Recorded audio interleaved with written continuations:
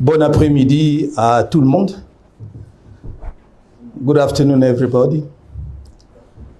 Really very delighted to be here this afternoon with you. In a particular session, to some extent, we are building history of our country because this is the very first time a political leader will go and meet the entrepreneurs. And I'm very happy that you were able to give me this opportunity to talk to you on my vision, not all aspects of my program, but at least more especially some few ideas I have in the field of technological enterprises, technological business, and technological future of our country. Although I have some small experience in the field of enterprises, creation of enterprises, because in another life, I managed to create Brain Trust Consulting, which was a law firm. And it was killed by what you know. And I was amongst those who created in 1994, I guess, or some years after, the newspaper called Mutation. But I come here with humility to learn from you. Although I have some ideas of what can be done in your own field, I'm convinced that you know far better than me what are the obstacles, the difficulties, and what are the possible solutions to those difficulties. I want to finalize, to fine-tune my program with your input. That's why I'm here to learn from you. It will be a give and take session.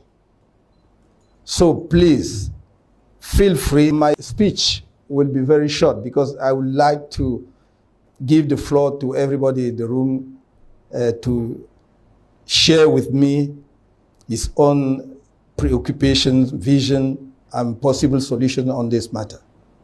Je viens ici, disais-je, avec beaucoup d'humilité parce que bien que je sois passionné de ce qui touche à la technologie et aux entreprises du secteur technologique, je suis conscient de mes limites en la matière, quelle que soit ma curiosité. Et vous qui êtes sur le terrain, vous êtes infiniment mieux placés pour partager avec moi, avec nous ici, vos difficultés et surtout vos attentes. Qu'est-ce que nous pouvons faire pour que le secteur technologique soit demain un des secteurs moteurs de l'économie camerounaise? Nous avons certes beaucoup de ressources dans notre pays, de ressources naturelles. Mais nous sommes tous très conscients qu'aujourd'hui, au XXIe siècle, rares sont les pays qui fondent leur développement uniquement sur les ressources, l'exploitation des ressources naturelles. Parce que, d'abord, ce sont des entreprises qui nécessitent de très forts niveaux de capitalisation. Deuxièmement, parce que la compétition est également rude dans ce secteur puisque beaucoup de pays, en tout cas un certain nombre de pays importants, ont également les ressources que nous avons. Quand nous parlons du minerai de fer, nous sommes pas les premiers en Afrique, loin s'en faut. Par exemple, la Guinée est de loin devant nous et on pourrait citer d'autres pays. Quand nous parlons de pétrole, nous ne sommes qu'un petit producteur. Même si nous n'avons pas les chiffres officiels, je peux vous assurer que des pays comme l'Angola, des pays, je parle même pas du Nigeria et autres, seront toujours devant nous parce que nous avons une idée de leurs réserves. Donc, c'est en réalité le secteur technologique qui va, à mon sens, dans les années à venir, dans les décennies à venir, être vraiment le levier de développement dans les pays qui ont su préparer la révolution technologique. J'ai l'impression que, de ce point de vue, vous, les acteurs de terrain, vous, la jeunesse, c'est ce qui me fascine dans cette salle. C'est une salle de jeunes. Donc vous, la jeunesse, vous êtes plus conscients et vous battez justement pour faire naître un secteur comme celui-là dans notre pays et que peut-être nous, les hommes publics, nous en sommes relativement moins conscients parce que on n'a pas encore mis en place tout le cadre législatif et réglementaire approprié. On n'a pas encore mis en place les outils financiers appropriés. On n'a pas mis encore en place les cadres. Par exemple, les incubateurs d'entreprises. Par exemple, j'allais dire un marché camerounais local d'échange entre les entreprises du secteur technologique et les possibilités de financement. J'ai vu ça au Kenya, j'ai vu cela dans quelques autres pays, mais cela tarde à être mis en place chez nous. On peut faire des choses ponctuelles, mais ça ne sert pas de politique. Ça ne peut pas remplacer une politique qui implique une vision à long terme. Et ce que j'aimerais partager avec vous, c'est vraiment ma conviction dans le fait que ce n'est pas en dehors, mais en plus de nos ressources naturelles, le développement du secteur technologique est celui qui va non seulement donner vraiment de l'élan à notre économie, mais nous mettre à l'abri de beaucoup de choses. Quand on parle du secteur technologique, le spectre est aujourd'hui tellement large. Les aspects qui sont concernés que un pays conscient, un pays ambitieux ne peut pas ne pas consacrer les moyens nécessaires au développement de ce secteur. Je ne toucherai pas ici à un domaine hypersensible, qui est le secteur de la défense, qui est une de mes préoccupations majeures, où la technologie est essentielle et les divers conflits armés le montrent aujourd'hui. Donc, je voudrais, à cet égard, attirer votre attention sur 2 ou 3 points. Le fait que pour nous, développer le secteur technologique suppose la mise en place, et cela fait le lien avec une précédente réunion que j'ai eue avec les enseignants, des cursus, des filières de formation conséquentes. On peut, par talent naturel, par don naturel, essayer, comme nous le voyons dans nos quartiers, de mettre au point ci ou ça. Mais rien ne remplacera le niveau d'éducation qui permet d'exploiter au mieux les possibilités qui s'offrent aujourd'hui. C'est pour cela que, même pour vous qui êtes à la tête d'entreprises technologiques, vous avez besoin d'un personnel qualifié, justement pour accroître votre potentiel. Donc nous devons être conscients de cela pour mettre en place le système éducatif que nous voulons mettre en place demain. J'ai consacré un long moment là-dessus avec les enseignants dernièrement, je ne vais pas revenir là-dessus. Donc pour moi, c'est un point capital, mettre en place des filières de formation. Non seulement pour que vous ayez des partenaires, des employés qualifiés, mais pour que eux-mêmes prennent la mesure de l'importance de la technologie dans les mutations sociales et économiques qui sont devant nous. Donc la formation. La deuxième chose, c'est l'encadrement. L'État doit faire sa part. Voyez-vous, les pouvoirs publics, par exemple, prennent des risques dans certains domaines en mettant de l'argent. On va prendre un risque en disant, bon voilà, on va mettre en place une ligne de financement pour booster, par exemple, la filière tubercule, booster la production du maïs, booster la production de cacao. Pourquoi on ne met pas en place des outils pour booster la créativité technologique? Pourquoi on ne parie pas sur les entreprises technologiques qui pourraient justement non seulement put Cameroon on the map, c'est-à-dire lorsque vous avez un succès technologique, ça met directement le pays sur la carte du monde. Vous voyez, bon, pour que le Cameroun se singularise dans la production agricole, il faut battre tous les grands pays de production agricole. Si vous voulez faire du maïs, il faut battre le Zimbabwe, il faut battre le Brésil, il faut battre je ne sais pas combien de pays. Mais si vous avez une entreprise de la tech qui marche au Cameroun, si vous créez un réseau social camerounais comme Dicalo, je ne sais pas si son président, son directeur est là, mais j'ai parlé de lui depuis 2018 déjà parce que je suivais cela, ça m'a toujours intéressé. Ou bien si vous mettez en place d'autres entreprises du secteur technologique qui marchent. J'ai vu qu'il y avait des jeunes Camerounais qui étaient parmi les premiers dans la fabrication des drones, dans le montage des drones ici. tout de suite, ça fait la différence sur la scène internationale, mais également sur la rentabilité économique.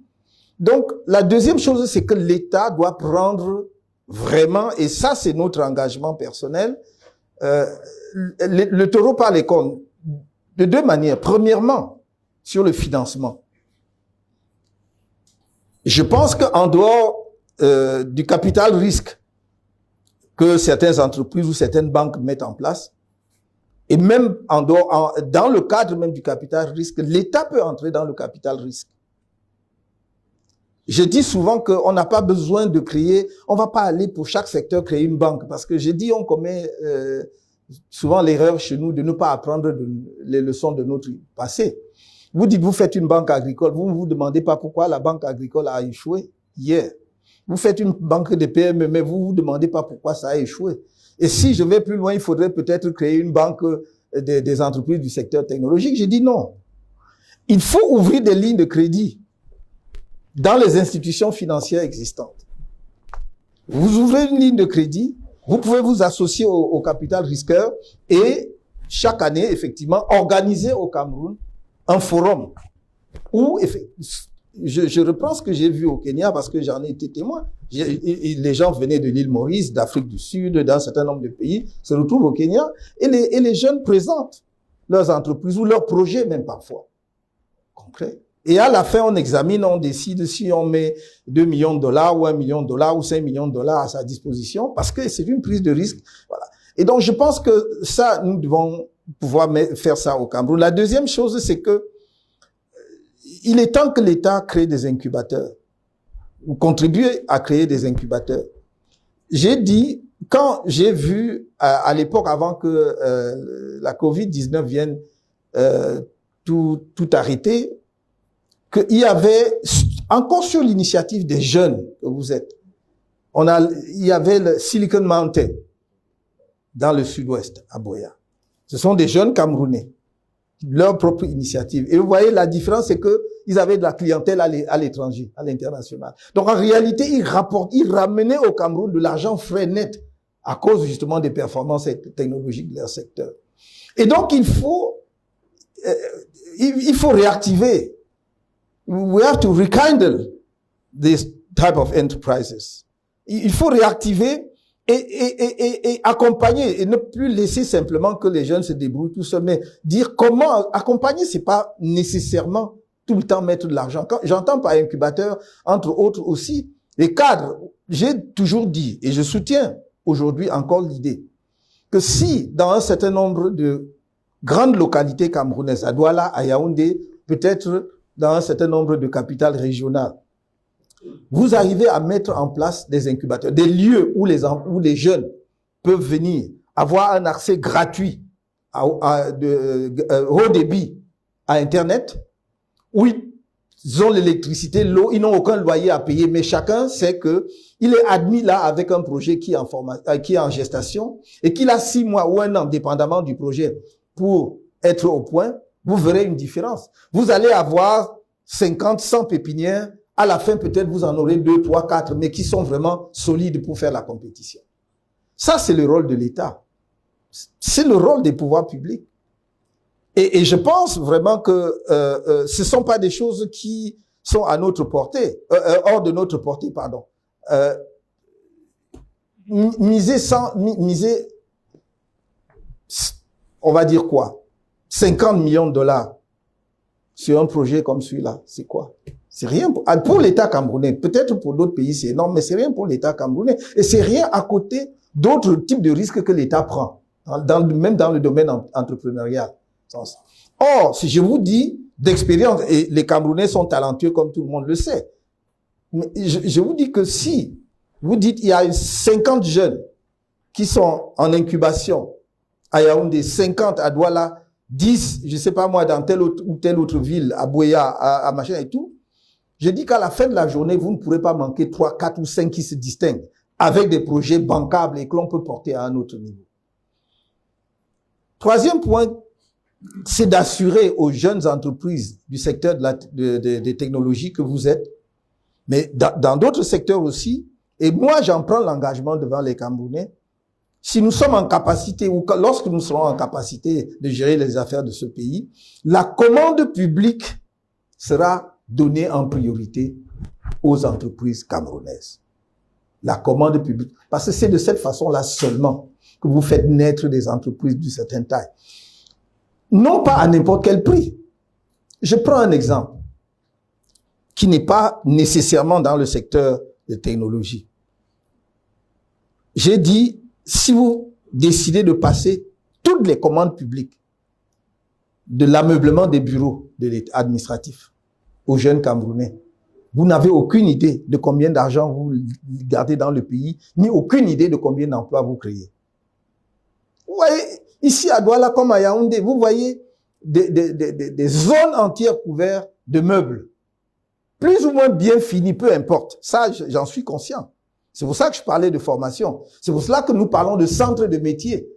Ces jeunes qui font déjà cela, en fait, dans la débrouillardise, si vous les recyclez sur 6 mois, et que vous leur donnez la possibilité d'avoir des équipements pour faire de bons meubles, ils vont le faire. Et donc, vous pouvez effectivement leur passer la commande publique au lieu d'aller acheter à 20 000 kilomètres d'ici des meubles en bois, mais qui n'en sont pas, qui sont en réalité de la sciure compactée ou des choses comme ça. En fait, des déchets de bois, nous avons ici. Et donc, si vous faites la même chose pour les entreprises du secteur technologique, par exemple, une de nos ambitions, c'est la digitalisation complète, e-governance. Il faut dépoussiérer la paperasse. Il faut enlever ça. On peut enlever, ça va pas se faire du jour au lendemain, mais on peut déjà diminuer 50% de la paperasse. Ça va diminuer la corruption. Ça va diminuer la circulation du cash dans les administrations publiques. Ça va effectivement moderniser notre administration, même en termes d'efficacité. Parce que, vous le savez comme moi, vous êtes des chefs d'entreprise, que si vous digitalisez l'administration, cela veut dire qu'on peut automatiquement, aujourd'hui on le sait, mais on peut automatiquement savoir à quel niveau se trouve le traitement de tel dossier. Or, aujourd'hui, moi, quand j'étais actif dans l'administration, on a essayé de faire, mais manuellement, c'est-à-dire que chacun doit mettre sur le dossier qui est devant lui à quelle date c'est entré chez lui et déchargé. Mais ça, c'est fastidieux aussi, à la fin, parce qu'après, il faut que les gens suivent. Ah oui, le dossier a bloqué dans telle direction parce que... Aujourd'hui, nous pouvons, par le biais de la digitalisation, savoir qu'à telle heure c'est entré chez vous. Et dans 24 heures, 48 heures, 72 heures, ça doit être sorti. Donc, je pense que par ce biais, mais ça, c'est la technologie. Ça, c'est vous, c'est le secteur de la technologie. Pour ne prendre que cette expérience de la digitalisation. Nous voulons demain, par exemple, avoir au Cameroun un identifiant unique. C'est-à-dire une carte unique. Quand vous avez cette carte, tout votre identifiant est là-dessus. C'est pas la peine d'avoir 1000 cartes pour la sécurité sociale, pour une carte d'identité. Si vous avez une carte, c'est même pour la sécurité, c'est meilleur pour un pays. C'est ce que des pays comme les États-Unis ou d'autres pratiquent. Ce qui fait que vous êtes traçable de ce point de vue. Donc, qui c'est qui met au point cela? Là, je ne parle même que du secteur public. Hein. Donc, cette digitalisation ou identifiant unique, ce sont les entreprises du secteur de technologie. C'est vous. Donc, je peux multiplier un peu comme ça les choses qui peuvent être faites. Je suis de près, autant que faire se peut et autant que l'information me soit accessible, ce qui est fait dans votre secteur. Les entreprises qui essayent de bouger, je connais pas toujours forcément les créateurs de ces entreprises, mais j'ai vu, je vous ai parlé des drones, j'ai vu d'ailleurs, il y a pas longtemps, signaler une nouvelle entreprise qui travaille dans le domaine des drones, la production des drones, c'est un jeune qui serait sorti de l'université de Maroua. J'ai vu ça. Ça, c'est très, très, très encourageant dans un pays. Il y a beaucoup d'autres choses à faire dans ce domaine-là. J'ajoute, en ce qui me concerne, que l'accent à mettre sur le secteur technologique, doit être défini aussi en fonction des capacités des entreprises existantes. Parce que vous ne pouvez vous lancer sérieusement dans ces secteurs-là qu'en sachant déjà là où il y a des niches et où il y a des gens qui se portent. Vous voyez, aujourd'hui, en Afrique, il y a à peu près trois grands pays qui ont une vraie politique en matière d'intelligence artificielle. Donc, il y a le Maroc, notamment, qui a créé pratiquement une sorte d'académie d'intelligence artificielle. Mais nous savons aujourd'hui combien l'intelligence artificielle est déterminante et fait la différence, même par rapport aux technologies classiques. Comment l'intelligence artificielle peut accroître les performances de ces technologies et tout. Et donc, il faut demain, y compris avec votre aide, non pas au sens financier, mais à votre aide dans la conception de l'affaire, créer vraiment un institut, une académie, appelez ça, ou un centre, appelez ça comme vous voulez, d'intelligence artificielle, où l'on enseigne, mais où on voit aussi les applications. Parce qu'à partir de là, ça peut vous donner des idées d'entreprise. Voyez-vous, en 2020, j'étais en tournée à l'extérieur. Et j'avais toujours pensé qu'un pays comme le nôtre fonctionne un peu comme s'il n'avait pas de voisins. Les choses bougent à côté de nous, mais nous n'observons pas. Quand j'ai constaté, par exemple, qu'un pays, notre grand voisin de l'Ouest, le Nigeria, avait son centre spatial à Abuja, que j'ai vu, pratiquement en face de l'hôtel qui était Hilton à l'époque, enfin, où on logeait. Je vous parle d'une affaire, maintenant, ça fait plus de 10 ou 15 ans. 15 ans. Mais nous n'avons même pas un début de commencement d'embryon spatial. Il ne s'agit pas d'envoyer des fusées, nécessairement. Dans l'espace, il y a à boire et à manger. Vous pouvez faire ce que vous voulez. Mais aujourd'hui, vous avez vu ce que Starlink fait.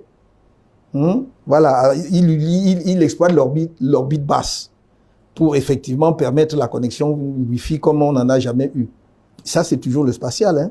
Donc, il ne faut pas que les gens, quand on parle de spatial, voient déjà simplement qu'on envoie une fusée sur la Lune ou sur Mars. C'est de dire quelles sont les possibilités que ça offre. Or, vous avez vu que pratiquement, et je ne parle même pas du Nigeria, le Nigeria a commencé son premier satellite, la fabrication du premier avec les Chinois.